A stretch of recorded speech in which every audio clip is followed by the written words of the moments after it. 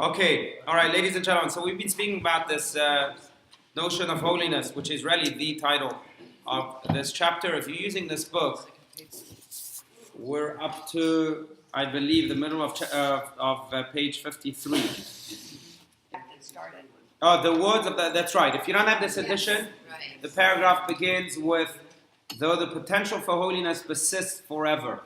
Yeah, you got it? Okay. All right, good. So just to recap very, very briefly, we spoke about first the idea that holiness means in Hebrew, the word for holiness in Hebrew, kadosh, means separated. And that's because holiness really is the word that is used for that realm that is separated from the human mind, that which cannot be grasped, that which cannot be explained scientifically or in a different way, in a different human way. All of that realm, is considered to be holy. That's why holiness in Hebrew again means separated. It's the same word, kadosh, means separated in Hebrew.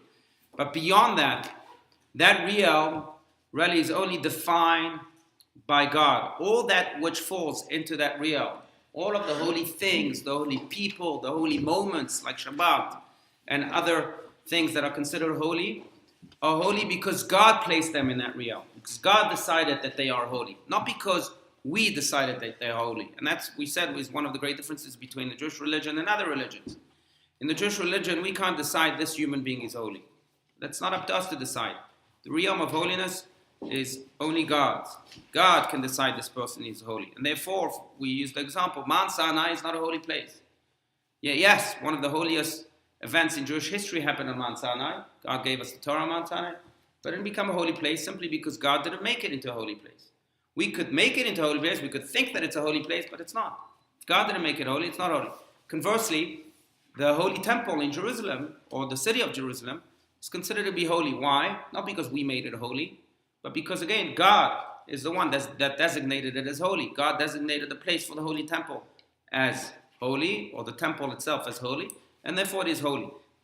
So that's the big idea of holiness. Of course, it goes into many more details, but we'll skip those details a little bit. I do want to say one more thing that he added last time, and that is that if there is a channel to holiness, almost like every cell phone has a cell phone tower that it is connected to, right, where your reception can exist, so too does holiness holiness also has a reception tower in this world, as a holiness tower in this world, and that's the Holy Temple. Everything that is holy in this world is channeled through the Holy Temple. That's why we consider the temple to be the holiest place. When one prays at the Western Wall, for example, which is one of the closest place to the Holy Temple, we're actually praying next to that cell phone tower, if you want to look at it that way. And that's why, even here in Arizona, we direct our prayers. When we pray, we face east. In Russia, they face west. We don't always face west. But here we face east. Why? Because all of our prayers are directed towards this cell phone tower. And that's where the holiness is really making earth and heaven kiss, so to speak. So every holy act, every holy wave, so to speak, reconnects to this holy temple. All right. So let's continue. Let's continue with this paragraph that begins with, "Though the potential for holiness persists forever." Does anyone want to read? Right. So in a way, going back, and I hate to use this example. If you don't like it, please tell me. As we always say, this should be much more of a discussion, and I welcome disagreements too. But in a way, it's like the cell phone tower. There are things that can block the reception, right? Very often, either items can block the reception, or sometimes distance can block the reception. Same here with the holiness. The Holy Temple isn't there, as it is today, unfortunately. And we pray each and every day in the Amidah prayer that God rebuilds the temple. But if the Holy Temple isn't there, the cell phone tower is affected. And the holiness, therefore, can't be as spread, as fluid, or as in sync as it is when it is there, when the Holy Temple is there. If God's presence does not dwell there fully, it affects, of course, the rest of the holiness in the land of Israel. It affects our ability to connect. This maybe explains one of the big questions that we often ask, and that is that how come God doesn't communicate to us today as he did in the times of the Torah. God spoke to the Jewish people then all the time, right? Read the Parsha of the week, you'll see God say to the people of Israel, tell the people of Israel. I don't know, have you heard God speak to you lately? All the time. Right, very good. That's true. But maybe not. But maybe not as strongly, as vividly, as clearly as in the past, or as collectively as in the past. It doesn't speak to our entire nation. It speaks to individuals, no doubt. In fact, Talmud says that there's a voice that comes out of Mount Sinai each and every day and asks the children of Israel to repent. And Baal Shem Tov once remarked that it's not that the Talmud is lying. The voice does come out. Sometimes we're deaf to it. But if we were really in tune with ourselves, with our souls, we would be able to listen to this voice. God certainly speaks to you each time you hear that little voice in you that tells you to choose good over bad, that tells you maybe to follow your instinct and do that which you feel deeply that is right. That's probably God speaking to you. There's no doubt. We spoke about it in the previous chapter. That's the GPS of the soul, speaking to you from above and dripping. I don't know if you remember, we spoke about the concept of Mazel Tov, which is worth repeating. But when we say Mazel Tov to people, which is a common expression, when they have joyful occasions in their lives, we're not saying congratulations. That's not what Mazel Tov means. Mazel Tov means not just good luck. Tov means good. Mazel means dripping, good dripping. What does that mean? It means that there's a part of our soul that forever remains in heaven, and that part of the soul sees everything. It's not obstructed by a body, obstructed by human thoughts. It sees everything like a pilot. And it sends us messages all the time. Sometimes we're blocked, and those messages are sent, but we can't receive them. So we wish each other Mazel Tov, that the dripping should flow fluidly, without interruption, so that we can always listen to that voice of God, speaking to us, the voice of the soul, guiding us in the right way in life. That's what Mazel Tov means, good dripping. You should always be in touch fully with that source of God, that's GPS. But so God does speak to us all the time, and there's voices that are sent by God through Mount Sinai and through other places in this world all the time. But collectively, it doesn't speak to us as much as with such exposure, maybe, as in the past. And the reason for that, again, is because there is no place for God in this world, a place that he himself designated as holy, to be his cell phone tower. The holy temple is destroyed. And that creates, of course, fragments all across the world. So God communicates to us individually, communicates to us interruptedly, but not in a flowing way, because, again, the temple isn't there. When the temple was there, there was complete harmony with God. And then, therefore, we could also act divinely more easily, more flowingly. We felt God, God felt us. There was a reception tower that was working perfectly. Now, it's a different story, and this is what he's saying. Sin is a very Christian term. It's not a Jewish term. We don't believe in sin. Sin implies also impurity. We don't believe that. The word for sin in Hebrew, chet, is missing the mark. Lahachti. You missed the mark. When a person sins, he doesn't sin, he doesn't become impure. He just deviates from the right path in life. It's a deviation. That's what sin means. And that's why the Talmud says that a person does not sin unless he has a spirit of folly that permeates him. You become crazy for a little bit. What does it mean to become crazy? That you're not yourself. You're not following that right path. You're deviating. Chet, missed the mark. And I think that during the times of the temple, we missed the mark again and again. Each time we miss the mark, we deviate ourselves, not just from ourselves, but from the holy temple. And then it almost disconnects the holy temple from us and us from it. And then it allows room for it to be destroyed.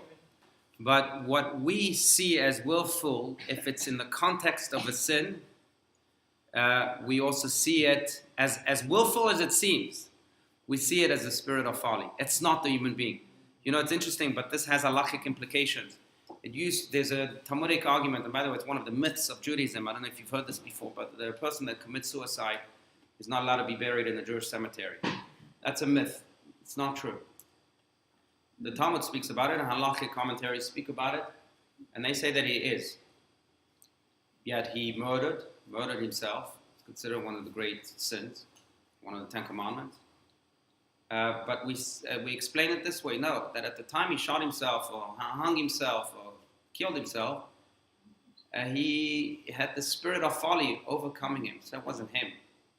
Something else that caused him to do that.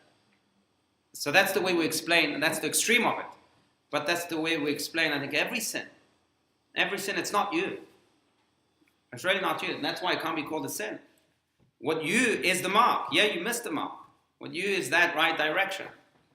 I think it connects to this philosophical debate that we have with other religions, whether the human being is inherently good or not.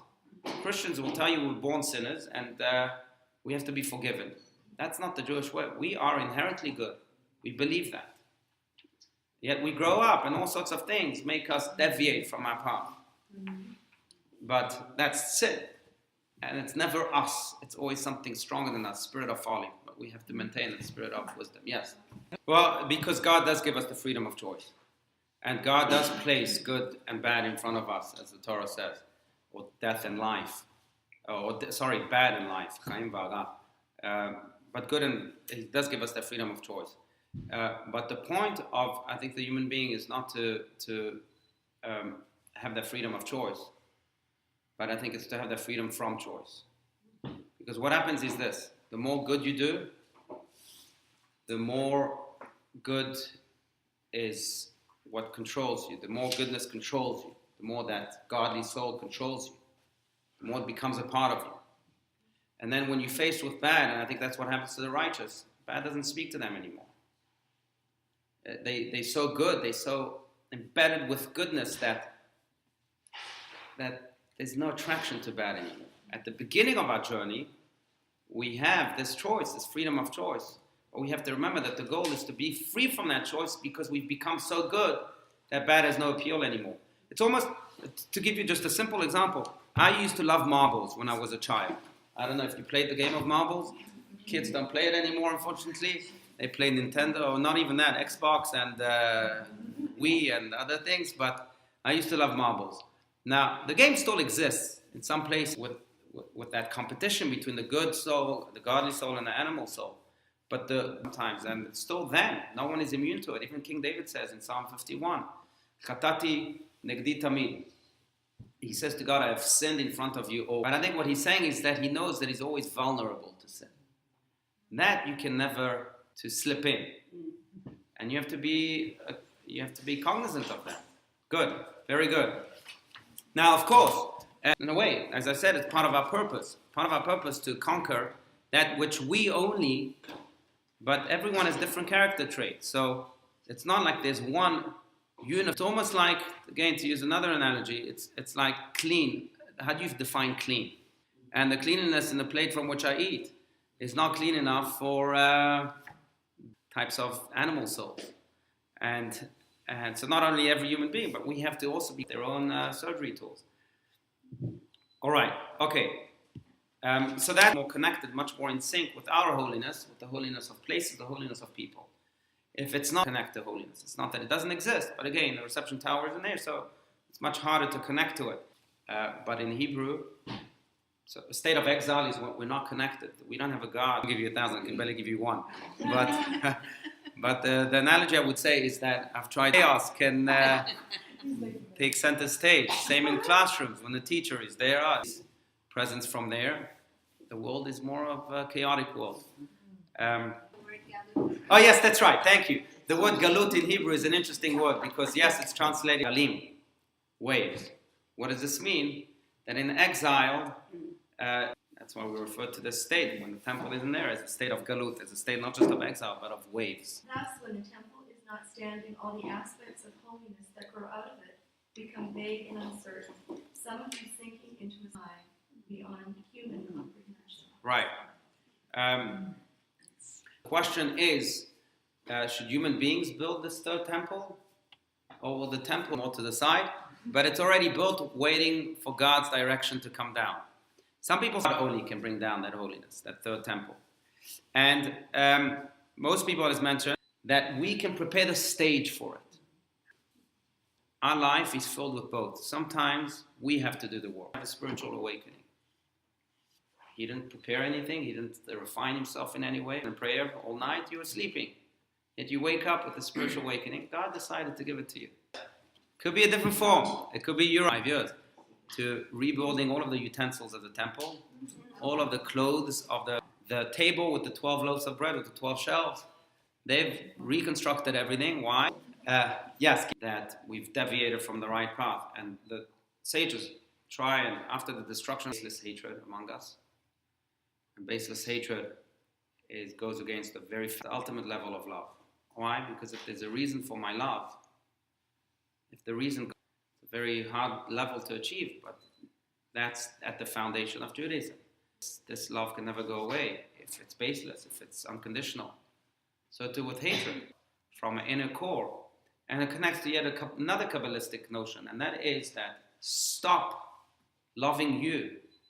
Moreover, if I hate you, how dumb is that? How evil is that? We're all part of the same soul. So how I ever saw, but in 2012, in the summer in Israel, who in 2012, if I'm not mistaken, but you can look up, Google his name, Nachman Stitzer. And he wanted to commit suicide. He was devastated. And Rabbi Boimel says, I want you here. And said, that's it. And they asked Rabbi Boimel, how can you treat the unintentional murder cuts your left finger? Does that mean now that your left finger actually, he had a court case, of course. The grandfather came to his rescue. He said, please don't make him exist. And that's what caused the destruction of the temple. The second reason is a reason that's told without interruption. Rabbi Yochanan gives a different reason. Why was the temple destroyed? He followed the law strictly and couldn't be flexible when it came to others. People of Jerusalem were always poor. Always. Historically. Even ages. This is about 100 years ago. And one day it was a pot of milk that was standing just above the meat, and it fell into the meat and against it. So it's going to ruin the wedding. Rabbi Shmuel of Salam said, again, there's no halachic permission for it. And he said, you don't understand. When I went out, I called more water than milk than you think, and therefore there is 60 times the amount of meat against the milk. So Rabbi Tzvi Pesach Frank is the father-in-law of Rabbi Yisrael Meir Lau, who was the chief rabbi of. And she asked Rabbi Frank, am I allowed to eat this? Because there's a blood spot in the yellow of the egg. If it's in the white of the egg, Rabbi Frank looks at her and says, yes, you could. And his students who were there went crazy. The blood spot is in the yellow, you're not allowed to eat the egg. And Rabbi Frank says, can't you see? All of the day. And in cases like this, of course you're allowed to. Koach nefesh. You're allowed to give this, they call it in German, the Weltanschauung, the grand vision of seeing the entire picture. And that they didn't have. Yes, Bonnie. Yeah. They enclosed the old city of Jerusalem, the Romans, and they wouldn't let anyone in, and that people are heavier. So they want to make sure that they can convince the Romans that he's indeed dead, without any permission from fleeing from. And miraculously he was saved because of something that happened during. And after he finished putting on one boot, there was a knock on the door. And his helper opened the door. The emperor died. You are the next emperor. Rabbi Yochanan quoted for him a verse from the book of Proverbs that says, Shmua tovati dashen etzem. You're full of good news. But the rabbi is today, and get yourself an emperor boot. Rabbi Yochanan says, well, it also says that bad news turns throat. And the boot fit. And he was so impressed by Rabbi Yochanan's way to say to Vespasian, save the Jewish people from destruction. That's asking a lot. Then it's a smaller request. Maybe he'll say yes. Do you go big or do you go small? It's from the old city said they can continue to teach. Save Rabbi Tzadok also. And he said to them, Eineni yodea be'ezeh derech molichin oti. I do not know that I make the right call. Maybe I should have gone big. And I made the 30 petaled rose because of his decision. Now, yes, he could have gone in Rome on a Alitalia flight. Verge of bankruptcy, the Colosseum is in ruins. He's so upset, he goes back on his Alitalia flight back to the Temple of Zeus. It's still strong and an inspiration for the world. No, it's in ruins. Then have Moses come on a long flight and land in Tel Aviv. And then he says, yes, of course. He says, oh, that's great. I left my tefillin back in heaven. Can I use yours? He says, yes, please come in. He walks. But that's the fluidity of this holiness. So in spite of the fragments, we enable. Or did we? Or we already did. Yeah. So let's try and begin the next paragraph. The sanctity of place. A certain experience. Right, just one more line. But because it comes from God, God is absolute truth. And therefore, it's absolutely the way He sees it. And He, I think, is the ultimate educator. Is not us to connect to that holiness that comes from absolute truth. That's completely objective. We took a lot of time, but I think that's the ultimate way to return to that purity. That's what we do on Yom Kippur.